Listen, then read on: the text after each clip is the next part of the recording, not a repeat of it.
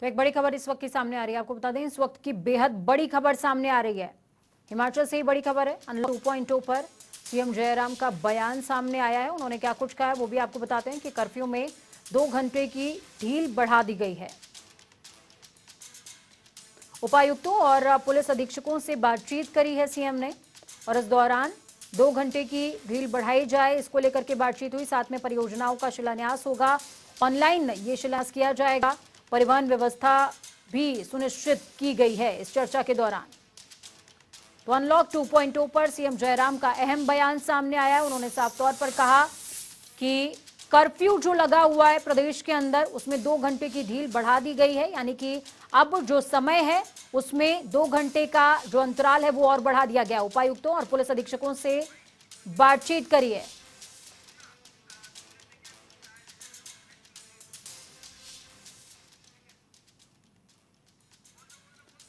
आपको सुनाते हैं कि आखिरकार सीएम ने क्या कुछ कहा है अनलॉक 2.0 को लेकर। के इस दौर में जो अभी हमारा एग्जिट प्लान के अंतर्गत ट्रांसपोर्ट खोलने का जो विषय चल रहा था उसका हम थोड़ा रिव्यू कर रहे थे। ऑक्यूपेंसी क्या चल रही है और लॉसेस जो हमारे बड़े स्तर पर हो रहे हैं, क्योंकि बसें अभी चलाई तो हैं, सोशल डिस्टेंसिंग मेंटेन करनी है, ये बहुत आवश्यक है, लेकिन उसके बावजूद प्राइवेट सेक्टर में जो हमारे ट्रांसपोर्टर्स उनके इश्यूज भी हैं, क्योंकि वो अफोर्ड नहीं कर पा रहे ऐसी सूरत में। अब हमने निर्णय तो किया है कि सोशल डिस्टेंसिंग को मेंटेन करते हुए जो 60% का हमने एक पहले कहा था ऑक्यूपेंसी वाला, उस राइडर को हमने हटा दिया। सोशल डिस्टेंसिंग जरूरी है और स्टैंडिंग हमने कहा कि रिस्ट्रिक्ट करेंगे, स्टैंडिंग कोई अलाउ नहीं होगी, एक बात। दूसरे हमने प्रपोजल के लिए बोला है ट्रांसपोर्ट डिपार्टमेंट के अधिकारियों को कि वो ले आए क्या किया जा सकता है। ऑलमोस्ट मेजॉरिटी स्टेट्स ने इस वक्त जो है ट्रांसपोर्ट के किराए में बढ़ोतरी की है, क्योंकि डीजल की कीमतें भी बढ़ी हैं काफी ज्यादा। ऐसी सूरत में हिमाचल प्रदेश में भी इस बात को लेकर के एक बात आई है कि भाई इस बात को लेकर के विचार करना चाहिए सरकार को, ट्रांसपोर्टर्स की ओर से और HRTC की ओर से भी। लेकिन ऐसे में फिर अभी हमने ये निर्णय तो नहीं लिया है, लेकिन फिर भी उसके बावजूद हिमाचल प्रदेश में इस दौरान जो ट्रांसपोर्ट सेक्टर में जो कठिनाई आई है उसमें हम क्या कर सकते हैं, उन सारी चीजों को लेकर विचार हुआ। और उसके बाद दूसरे आने वाले समय में हिमाचल प्रदेश में ट्रांसपोर्ट के सिस्टम को ऑटोमेशन की तरफ हम कैसे ले जा सकते हैं और नए इनिशिएटिव्स क्या ले सकते हैं, इन सारी चीज़ों पर भी बातचीत हुई है। और मैं समझता हूं कि अभी तो दौर इस वक्त जो कोविड-19 का चल रहा है, इसलिए बहुत सारी चीज़ों को लेकर के उसमें कहना उचित नहीं है, लेकिन फिर भी ट्रांसपोर्ट सेक्टर जो है हमारे हिमाचल प्रदेश में बहुत अच्छी एक भूमिका निभाता रहा है और बहुत सारी चीज़ें इसमें जो करने की हैं वो हमारे आज चर्चा हुई है। जी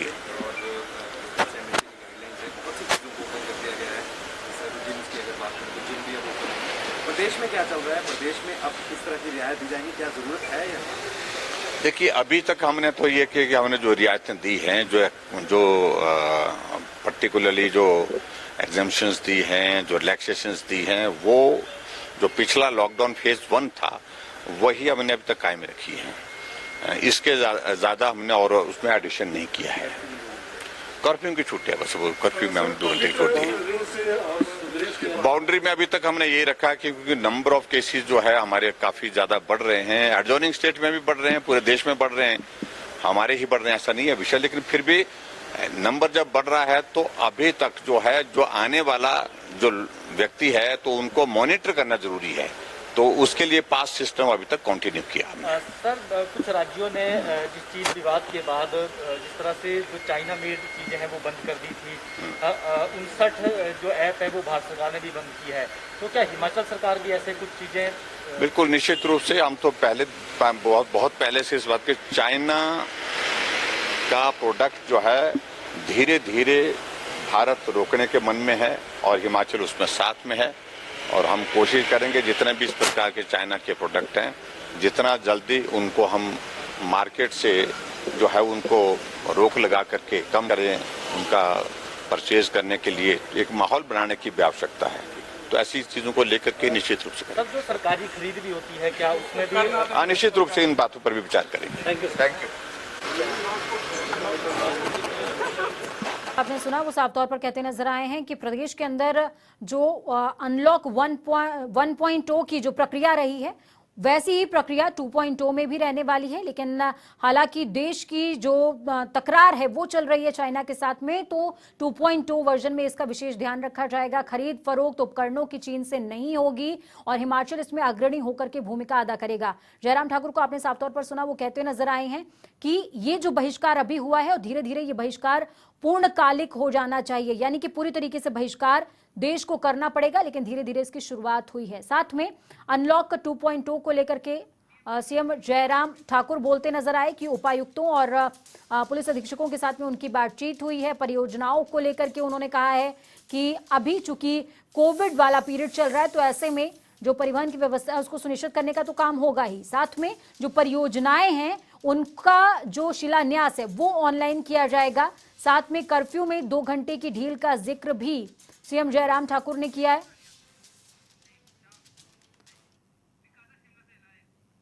तो इसी पर ज्यादा चर्चा के लिए हमारे साथ हमारे संवाददाता विकास शिमला से हमारे साथ लाइव जुड़ चुके हैं।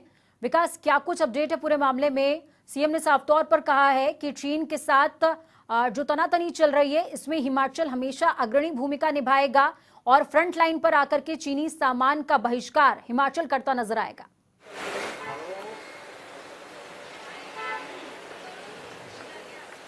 बिल्कुल, इसी बाबत आज हमने जो है जो यहाँ के कृषि मंत्री हैं हिमाचल सरकार के, उनसे हमने बात की। डॉक्टर रामलाल मारकंडा का कहना है कि पूरी तरह से चीनी जो उपकरण हैं जिनकी खरीद जो है वहाँ से की जाती थी, या फिर जो मेड इन चाइना थे, तमाम वो उपकरण जो कि किसान और बागवान इस्तेमाल करते थे, या फिर कोई मशीनरी है, स्प्रे का ऐसा बहुत सा मटेरियल था जो कि किसान और बागवान जो है वो इस्तेमाल करते हैं, तमाम ये चीजें जो है पूरी तरह बैन हो गई हैं हिमाचल प्रदेश में। बहुत बड़ी खबर है। और ऐसे में अब यही है कि आने वाले दिनों में अब कुछ मेले हैं, त्योहारिक सीजन जो है वो आने वाला है, तो कहीं ना कहीं अब राज्य सरकार इस चीज की भी तैयारी कर रही है कि जो मेलों के अंदर जिस तरह से ड्राई फ्रूट्स हैं वो बहुत ज्यादा इसी एरिया से आता था। हिमाचल प्रदेश के आपको बताना चाहूंगा कि 2 बड़े जिला हैं, जिस तरह से जिला किन्नौर है या फिर जिला लाहौल स्पीति है, ये दोनों ही जिले जो है इसका करीब करीब 200 से 250 किलोमीटर का कुछ ऐसा इलाका है जो कि सीमावर्ती है और चीन के साथ जो है भारत की सीमा यहाँ से लगती है। ऐसे में बहुत बड़ी चीजों का आयात जो है वो यहाँ से किया जाता था। अगर बात की जाए ट्रेडिशनल जो चीजें रहती हैं उनका यहाँ से बहुत बड़ा खरीद फरोख्त यहाँ से होती थी। इसके अलावा कपड़ा है या फिर ड्राई फ्रूट्स हैं या कालीन है या ऐसे बहुत से ऐसे मटेरियल हैं जिनको चीन के जो उस बॉर्डर से यहाँ से खरीदा जाता था। ऐसे में पूरी तरह से अब राज्य सरकार ने मूड बना लिया है कि अब ऐसी चीजों पर जो है वो बैन लगाने की जरूरत है। साथ में ही बहरहाल अभी कृषि विभाग ने जो है वो निर्णय ले लिया है और ये कहा गया है कि अब आने वाले दिनों में भी इस तरह की कोई भी खरीद फरोख्त जो है वो यहाँ से नहीं की जाएगी। इसके अलावा अनलॉक 2 पर जब हमने मुख्यमंत्री से बात की आज, तो उनका भी यही कहना है कि बहुत ज्यादा राहत के नाम पर चीजें जो है वो यहाँ पर नहीं दी जाएंगी, क्योंकि मामले जो है वो लगातार बढ़ रहे हैं और ऐसे में पूरी तरह से जब तक इस पर काबू नहीं पा लिया जाता तब तक राहत के नाम पर बहुत कुछ जनता को नहीं मिलना चाहिए। इसके ऊपर निर्णय जो है वो यहाँ पर लिया गया है। परिवहन विभाग की आज एक बैठक जो है वो राज्य सचिवालय में हुई है और मैं इस समय राज्य सचिवालय में ही हूं और अब से कुछ देर पहले जो है बैठक यहां पर खत्म हुई है। उसमें भी यही कहा गया है कि पहले ये कहा जा रहा था कि 60% ऑक्यूपेंसी के साथ जो है वो परिवहन विभाग जो है बसें यहां पर चलाएगा। इसी पर जब निजी बसों से अगर इस बारे में बात की गई तो निजी बस ऑपरेटर्स का भी यही कहना था कि अब यहाँ पर जो है इस तरह से काम करना बहुत मुश्किल है। बसों का किराया या तो बढ़ाया जाए या फिर उनको जो है सब्सिडी जो है वो इस पे दी जाए। कुल मिलाकर आज राज्य सरकार के साथ एक बार फिर से विभाग ने बैठक की है और इसमें विभाग के जो लोग थे उनका यही कहना था कि 100% ऑक्यूपेंसी के साथ बसेस जो है उनको चलाया जा सकता है। हालांकि सोशल डिस्टेंसिंग के ऊपर सवाल रहेगा, उसको निभाया जाएगा, ऐसा कुछ कहा जा रहा है, लेकिन सवाल वही है कि अगर 100% ऑक्यूपेंसी यानी कि तस्वीर कुछ ऐसी रहने वाली है पूजा कि हिमाचल प्रदेश में अगर बस के अंदर 42 सीटर अगर बस है तो 42 के 42 लोग जो हैं उसके अंदर बैठेंगे, लेकिन कोई व्यक्ति खड़ा नहीं रहेगा। इसके ऊपर निर्णय यहाँ पर लिया गया है। हालांकि किराया बढ़ोतरी की बात भी की जा रही है क्योंकि मुख्यमंत्री ने कहा कि किराया जो है बहुत से ऐसे स्टेट्स हैं, बहुत से ऐसे राज्य हैं जहां पर किराया बढ़ाया गया है क्योंकि डीजल और पेट्रोल के दाम जो है वो लगातार बढ़े हैं। तो कहीं ना कहीं अब डीजल और पेट्रोल के दाम बढ़ने के बाद क्या हिमाचल प्रदेश में अब परिवहन विभाग क्या किराए में बढ़ोतरी कर सकता है, इसको लेकर संशय अभी भी बरकरार है। हालांकि मुख्यमंत्री ने कहा कि इसके ऊपर कोई निर्णय नहीं लिया गया है, लेकिन संकेत जरूर दिए गए कि चर्चा इस बाबत जो है वो बैठक में हुई है। तो किराए बढ़ोतरी को लेकर भी जल्द ही राज्य सरकार को कुछ करना चाहिए, इसको लेकर जो है सुझाव परिवहन विभाग ने यहाँ पर दिया है। इसके अलावा परिवहन विभाग ने यह भी कहा है कि पूरे लॉकडाउन के दौरान, कर्फ्यू के दौरान, इस कोरोना संकट के बीच परिवहन विभाग को कितने का नुकसान हुआ है और क्या क्या उसको रिवाइवल करने के लिए, इकोनॉमिक रिवाइव करने के लिए अब किस तरह से प्रयोग जो है वो यहाँ पर किए जा सकते हैं, इसको लेकर भी एक खाका तैयार करने के लिए आज कहा गया है। आपने यही रिवाइवल नहीं, का जिक्र अब किया कोरोना जी। संकट के बीच हिमाचल प्रदेश में आर्थिकी को किस तरह से दोबारा पटरी पर लेकर आना है। जी, रिवाइवल का विकास आपने जिक्र किया है, तो ऐसे में जो निजी बस चालक थे उनकी तरफ से एक मांग की जा रही थी कि उनको कुछ रियायत दी जाए, कुछ राहत सरकार की तरफ से मुहैया कराई जाए। तो क्या बैठक में इसको लेकर के भी कुछ बातचीत हुई है?